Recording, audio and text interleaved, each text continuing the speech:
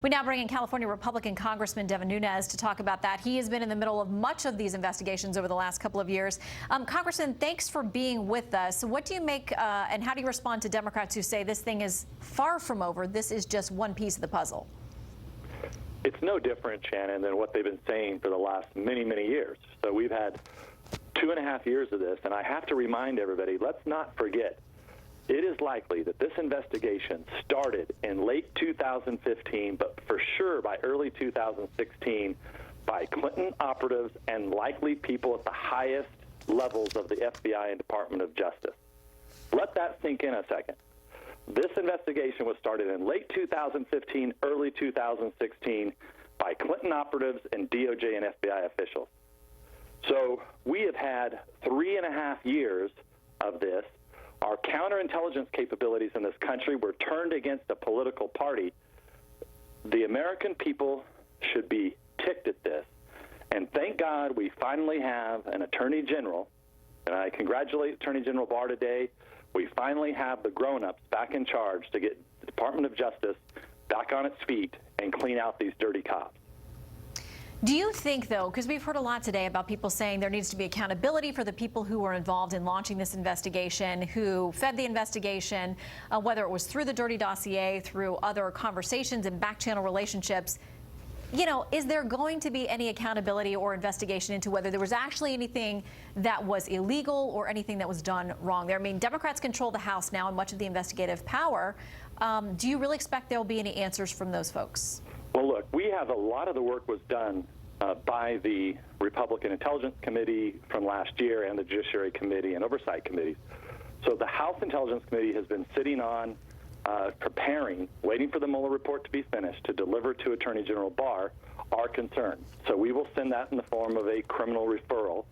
But people have to remember the House of Representatives, okay, and Republicans don't control it anymore, but even if we did, you know, we don't have the ability or the powers to go out and arrest people, but we do have the ability to make criminal referrals. Now that Attorney General Barr's there, you know that the Inspector General has an ongoing investigation. So look, I think I look at it this way. Either there's going to be justice served on the people who perpetuated this hoax for 3.5, 4 years, or if there's not, you are going to have generations of Republicans and conservatives in this country who will not trust the Department of Justice or the FBI. I mean, that's basically the choice. So, you know, as you know, I've been very far out there in front on this. You know, I was the one who was very critical of Russia and the Obamas, you know, dealing with Vladimir Putin for many, many years. And to see them turn this around after they had botched everything with Putin, from phony reset buttons to trying to get along with Putin to doing nothing about Putin when he invaded Crimea, and turn that around and blame it on the Republican Party, and then turn it around and blame it on the House Republicans, you know, accusing us of crimes, and then we find out that these dirty people had corrupted our system and did things that, quite frankly, only happen in banana republics. It's clear that there is serious partisan division on the Hill right now over this and so many other things. But now, as we know, and we've known for a while now, that there were Russian attempts to interfere with our elections, and lawmakers agree that that's ongoing, whether it's 2020, 2022, 2024. I mean, it's going to continue. Is there a place where there can be bipartisan agreement on concrete steps to fight back against that? Well, look, let me remind you that Putin's been doing this for many, many years. Why do you think back in 2014 that I warned, as a member of the House Intelligence Committee, I warned the American public that if we didn't do something about Putin, that he was going to cause chaos in this country? That was in a public op-ed that I wrote. So we've been watching Putin for a very long time. The Obama administration, I'm not trying to go back on this, but they refused to spend money that we gave them.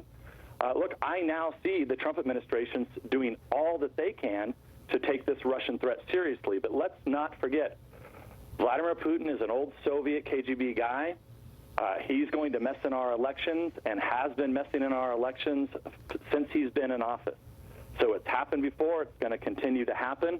And that's why we have to have a strong Department of Justice, a strong FBI, and so that our counterintelligence capabilities are used to fight Russia, not target political campaigns, which is what happened. Yeah, and I think that's something the American people desperately want to see and want to hear, is that these are apolitical institutions when they exercise their powers to engage in these kind of investigations. Congressman Nunes, thank you for joining us. Thank you, Shannon.